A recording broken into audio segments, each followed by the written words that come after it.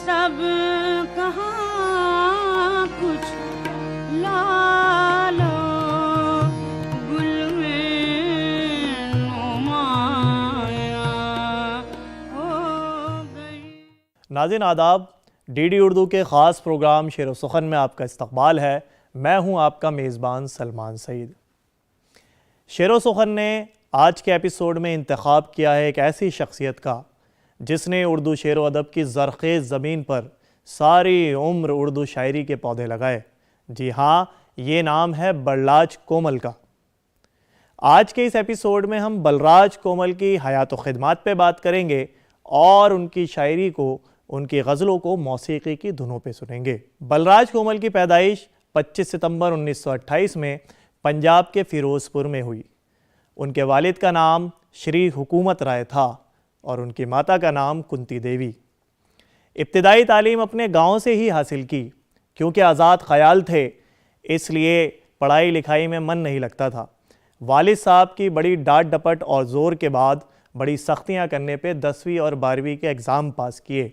मिजाज क्योंकि शायराना था, इसलिए अपने दोस्तों के साथ ऐसी महफ़िलों में शरीक होते जहां अदब और शायरी पर बात होती।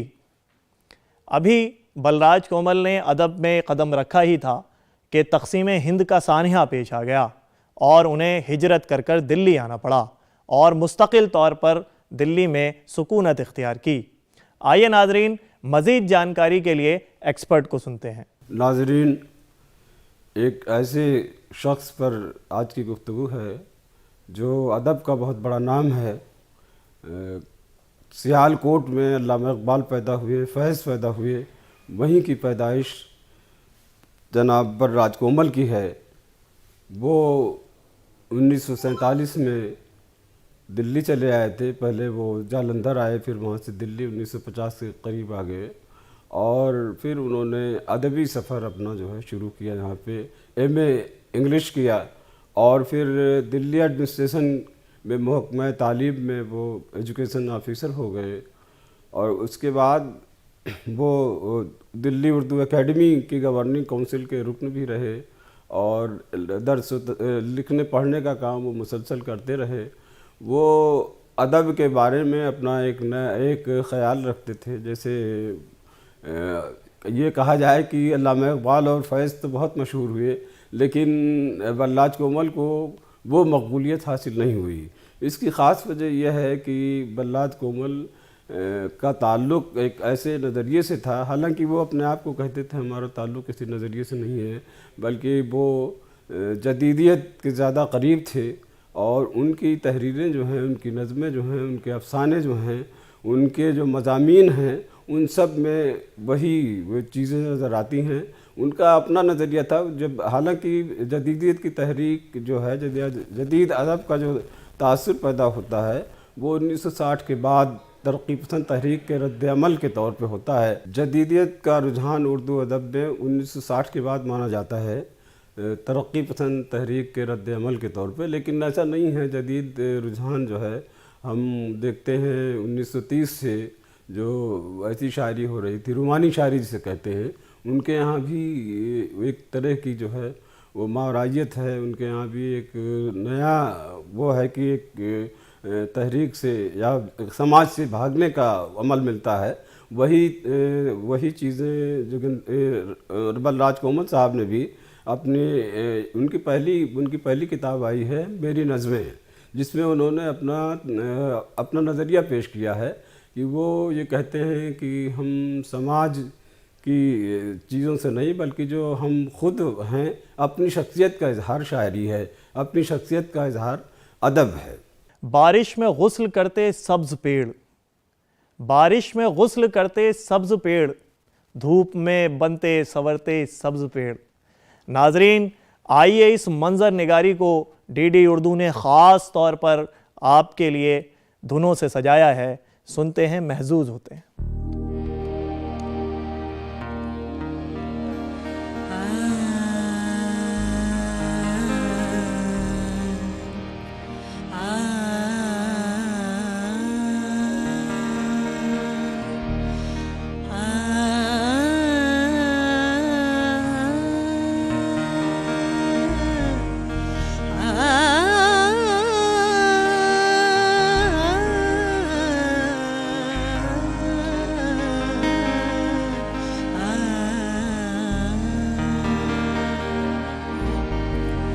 बारिशों में गुस्ल करते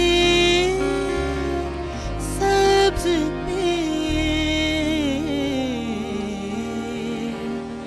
बारिशों में गुस्ल करते सब्ज पेड़, बारिशों में गुस्ल करते सब्ज पेड़, धूप में बनते संवरते सब्ज पेड़, बारिशों में गुस्ल करते सब्ज पेड़, बारिशों में गुस्ल करते सब्ज पेड़, धूप में बनते संवरते सब्ज पेड़, बारिशों में गुस्ल करते सब्ज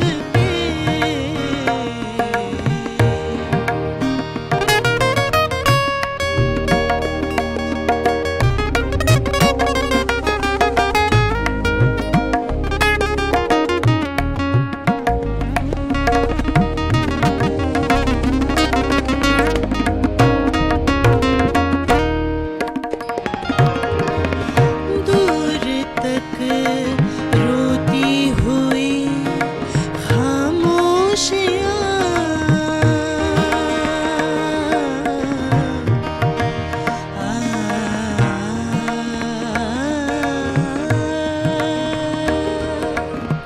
दूर तक रोती हुई खामोशियाँ, दूर तक रोती हुई खामोशियाँ, दूर तक रोती हुई खामोशियाँ, रात के मंजर से डरते सब्ज पेड़, रात के मंजर से डरते सब्ज पेड़, धूप में बनते संवरते सब्ज पेड़, बारिशों में गुस्ल करते सब्ज पेड़।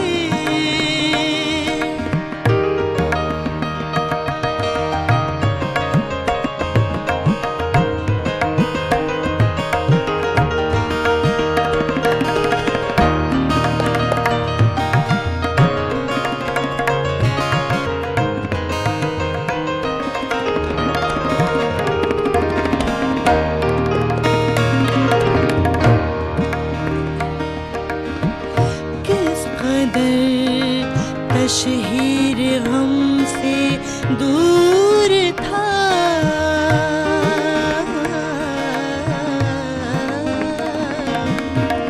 किस कदर तशहीर गम से दूर था, किस कदर तशहीर गम से दूर था, चुपके चुपके आह भरते सब्ज पेड़, चुपके चुपके आह भरते सब्ज पेड़, धूप में बनते संवरते सब्ज पेड़,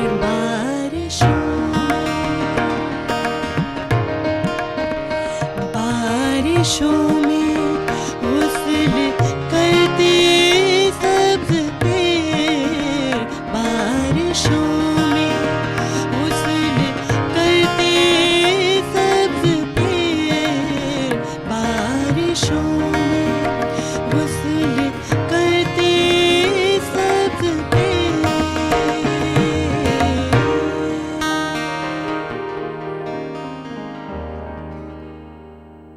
क़ुर्ब का ज़िक्र जब चला होगा, क़ुर्ब का ज़िक्र जब चला होगा, दरमियाँ कोई फ़ासला होगा।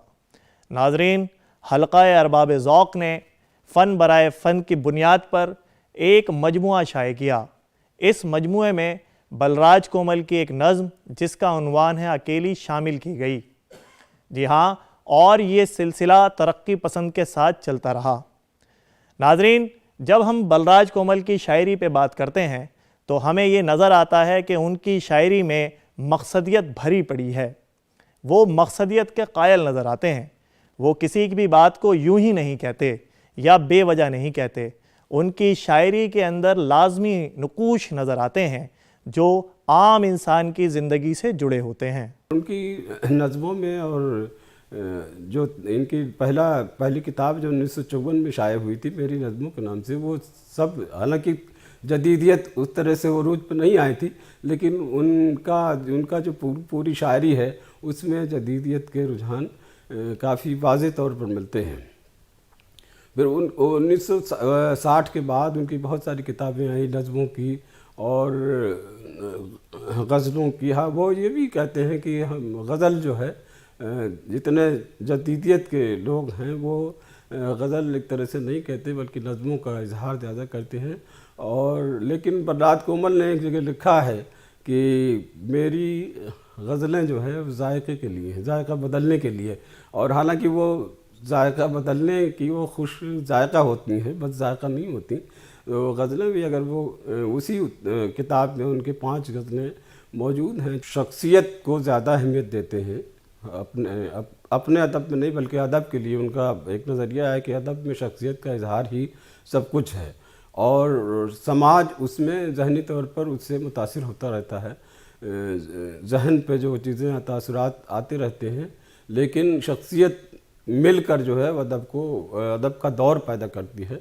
तो इस तरह से जो कुछ भी उन्होंने लिखा है, शायरी लिखी है, जो उनका जो मेन काम है वो परिंदों भरा आसमान है, जिस पे 1984 में आया है। उस पे उनको मिला है साहित्य अकादमी का अवार्ड और 1984 में छपा है और 1986 में उनको साहित्य अकादमी का अवार्ड मिला। उनको बहुत सारे इनामात मिले हैं। उर्दू अकादमी दिल्ली का अवार्ड मिला है, UPI उर्दू अकादमी का अवार्ड मिला है, गालिब अवार्ड मिला है और सबसे बड़ा अवार्ड उस वक्त होता था हुकूमत हिंद का, जो एजुकेशन मिनिस्ट्री का, उन्हें वो भी मिला है। तो ये सारी चीज़ें तो उनके उस अहद तक रही हैं, लेकिन आज उनकी शायरी को उस तरह से नहीं देखा जाता। जैसे अब फैज़ बहुत मकबूल हैं, इकबाल बहुत मकबूल हैं और दूसरे मजरूह बहुत मकबूल हैं। जो तरक्की पसंद शायरी जो है वो या शुअरा जो हैं या लिखने वाले जो हैं वो ज़्यादा मकबूल हैं, लेकिन इनमें जो जदीदियत का नाम जो आता है उनमें जो इनके दोस्त भी हैं और जो इनके दोस्तों में लोग हैं वो शम्सुर रहमान फारूकी हैं, गोपी चंद नारंग हैं, शमीम हनफी हैं। तो जो नाक़दीन हैं उनका नाम तो लिया जाता है, लेकिन बलराज कोमल बहुत बड़े अदीब थे अपने दौर के और उनको मतलब ये सब इजाज़ात मिले हैं उनकी अपनी तख्लीक की वजह से। नाजरीन, बलराज कोमल जब महबूब का मुरक्का पेश करते हैं तो यूं कहते हैं, खोया खोया उदास होगा, खोया खोया उदास होगा, तुमसे वो शख्स जब मिला होगा। आइए इस गज़ल को मौसीकी की धुनों पे सुनते हैं और लुत्फ़ अंदोज़ होते हैं।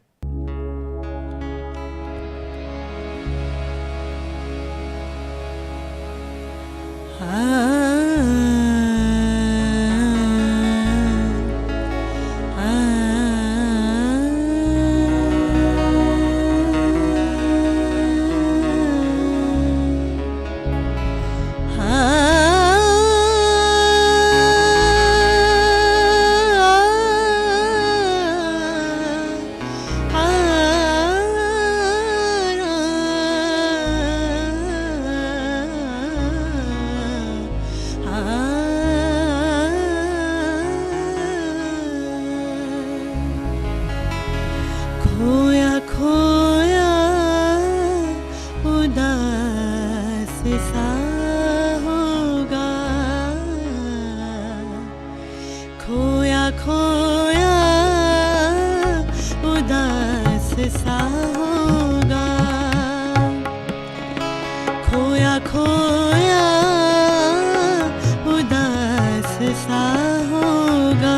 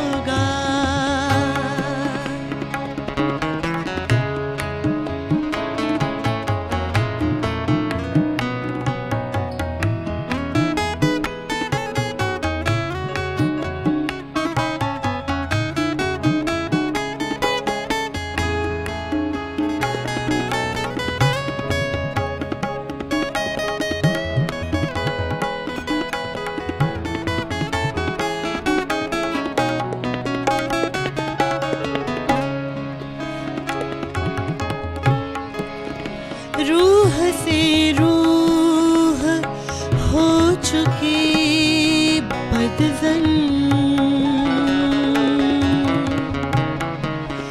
रूह से रूह हो चुकी बदजन, जिस्म से जिस्म कब जुदा होगा, जिस्म से जिस्म कब जुदा होगा, तुमसे वो शख्स जब मिला होगा, खोया खोया उदास सा होगा।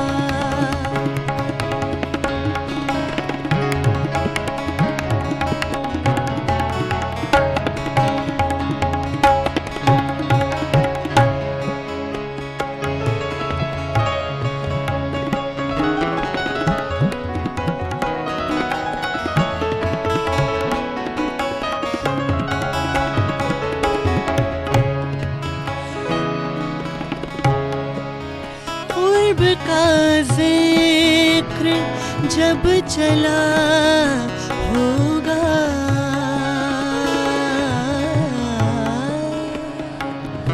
क़ुर्ब का ज़िक्र जब चला होगा, क़ुर्ब का ज़िक्र जब चला होगा, दरमियाँ कोई फासला होगा, दरमियाँ कोई फासला होगा, तुमसे वो शख्स जब मिला होगा, खोया खोया उदास सा होगा, खोया खोया उदास सा होगा, खोया खोया उदास सा होगा।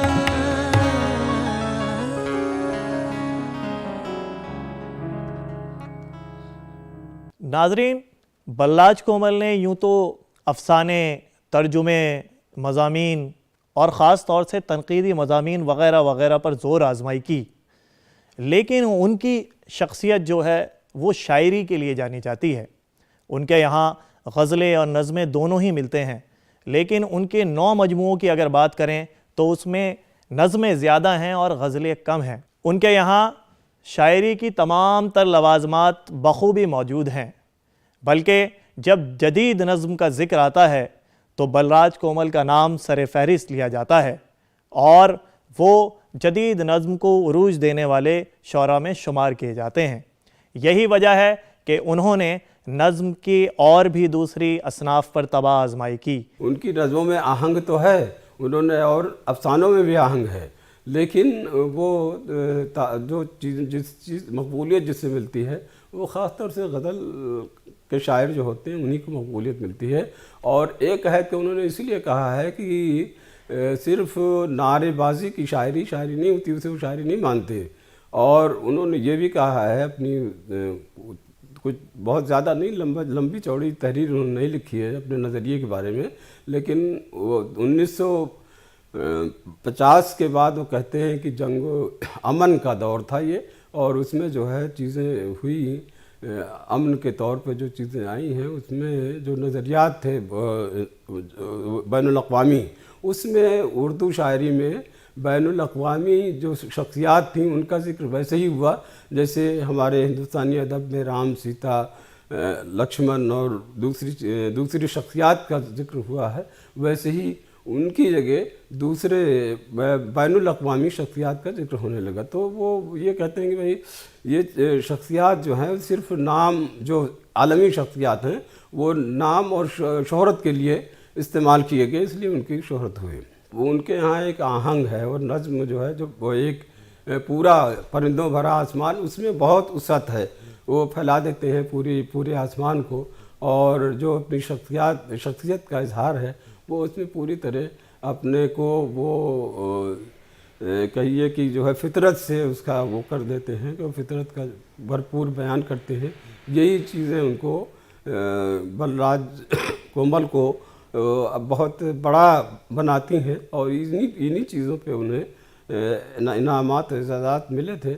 लेकिन वो दौर जो है ना फिर बदल गया, जदीदियत के बाद भी दूसरी तरीक़ें आई, पोस्ट मॉडर्निज्म आ गया, फिर और चीज़ें आ गई, साख्तियात आ गई, फिर और जो है तो इस तरह से दौर बदलता रहा। लेकिन वो एक तरह से अब जो है लोगों को याद भी नहीं है कि बलराज कोमल भी कोई ऐसी शख्सियत थी जो उर्दू अदब का एक बहुत बड़ा नाम था। इसी तरह वो जो लिखते हैं अपने मज़ामीन भी वो उन्हीं के ऊपर लिखते हैं जो उनके इर्द गिर्द थे, जो जदीदियत से वाबस्ता थे। दिल का मुआमला वही महशर वही रहा, दिल का मुआमला वही महशर वही रहा, अब के बरस भी रात का मंज़र वही रहा। नाज़रीन, जब बलराज कोमल मंज़र निगारी करते हैं तो इस तरीके के शेर सुनने को मिलते हैं। आइए इस गज़ल को मौसीकी की धुनों पे सुनते हैं और महजूज होते हैं।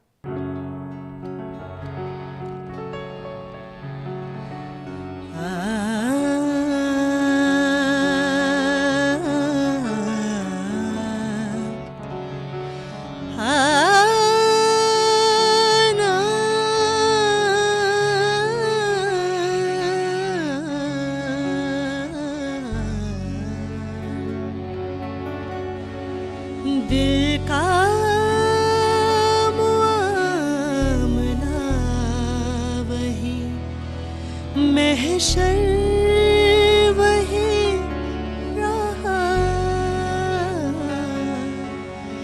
दिल का मुआमला वही महशर वही रहा, दिल का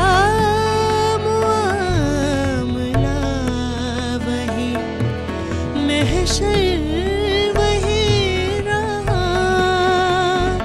अब के बरस भी रात का मंज़र वही रहा, दिल का मुआमला वही महशर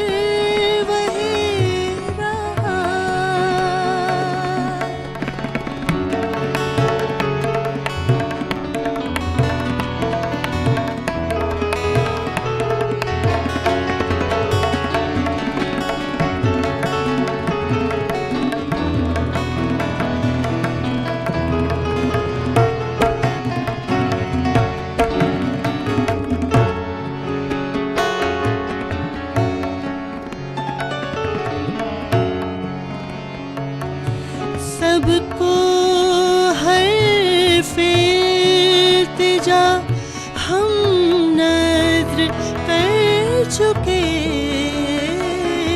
सबको